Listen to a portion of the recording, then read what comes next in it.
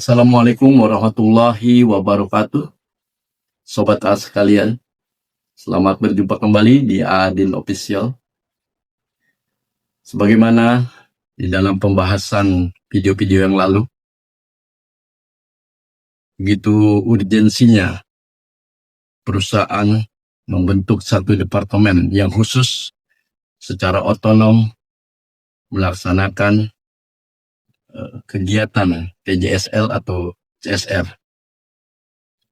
Sobat A sekalian, bagi perusahaan yang berprinsip pada konsep 3 pilar, yaitu 3P, people, profit, dan planet, tentunya mendirikan satu departemen yang khusus menangani TJSL atau CSR ini sangatlah penting adanya. Mengingat begitu besarnya tuntutan dari stakeholder atau pemangku kepentingan. Di dalam setiap kesempatan, kita harus memberikan satu pertanggungjawaban apa saja yang sudah diperbuat oleh perusahaan di dalam kegiatan sosial dan lingkungannya. Pada kesempatan ini akan memulai bagaimana kita membentuk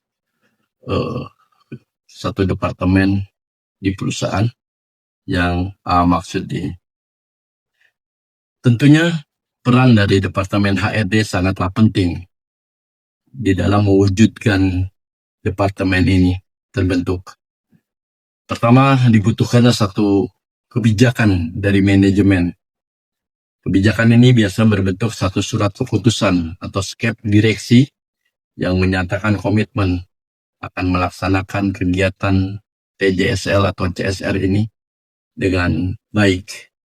Selanjutnya adalah dibutuhkannya satu prosedur kerja atau SOP untuk mengatur tatanan dari kegiatan kerja di departemennya atau di departemen TJSL ini.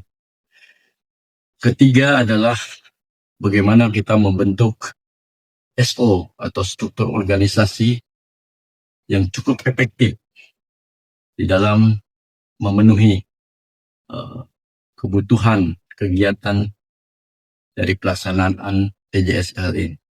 Nanti akan gambarkan struktur organisasi itu sehingga sobat sekalian, sobat A semuanya bisa dengan mudah bisa menjadi opsi-opsi pilihan di dalam membentuk departemen ini. Sobat A sekalian, terkait dari apa penyebutan departemen ini di perusahaan,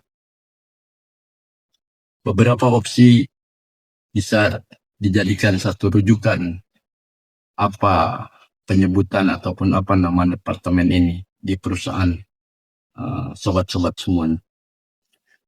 Ada perusahaan yang menamakan departemen ini adalah Departemen CSR atau Corporate Social Responsibility. Penyebutan ini menjadi satu sebutan yang lugas yang langsung mengarah kepada tujuan dari departemen ini dibentuk, yaitu pelaksanaan dari CSR.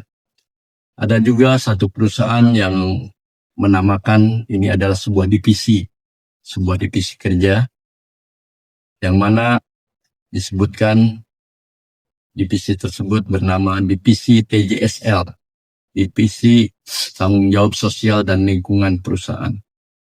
Ini biasanya dipakai di BUMN karena memang struktur kerja ataupun struktur dari organisasinya mengharuskan nama itu ada di bagian departemennya. Ada juga satu perusahaan yang menyebut departemen ini adalah Departemen Comdec, Community Development, atau sebuah departemen yang mengurus pengembangan dari kemasyarakatan. Ada juga yang menyebut departemen ini adalah Departemen PR atau Public Relation. Apapun namanya, apapun sebutannya, semuanya bertujuan sama, yaitu ingin dengan serius dan fokus melaksanakan kegiatan CSR di perusahaannya dengan baik. Sobat A sekalian, di dalam pelaksanaan CSR dan kegiatannya, itu tentunya harus memiliki satu SDM yang berkompeten ataupun memang cocok di bidangnya.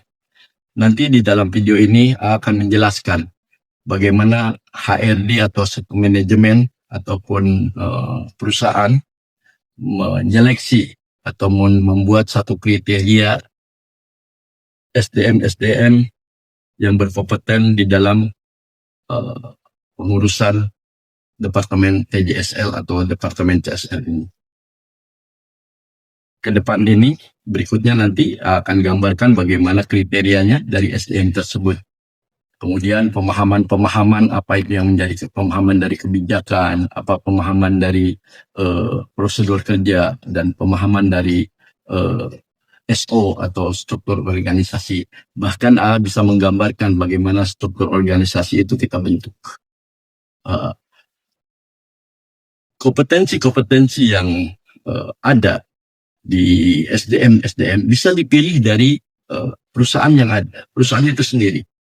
Artinya kita memberikan satu reward, satu kenaikan, satu pemilihan dari karyawan kita yang mempunyai kemampuan di dalam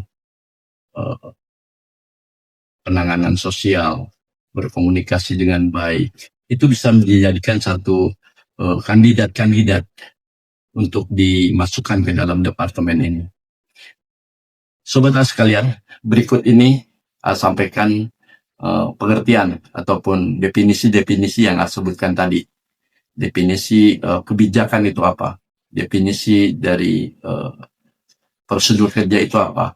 Kemudian SO-nya bagaimana? Struktur organisasinya bagaimana?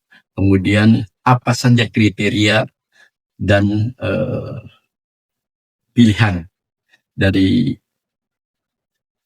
SDM yang mampu ataupun sesuai dengan departemen yang kita bentuk ini. Berikut adalah pemaparan lanjutan yang secara teori sampaikan. Dasar-dasar hukum TJSL.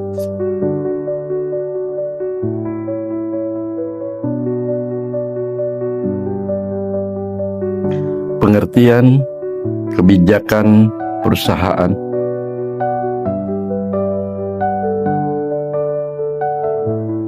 Pengertian prosedur kerja.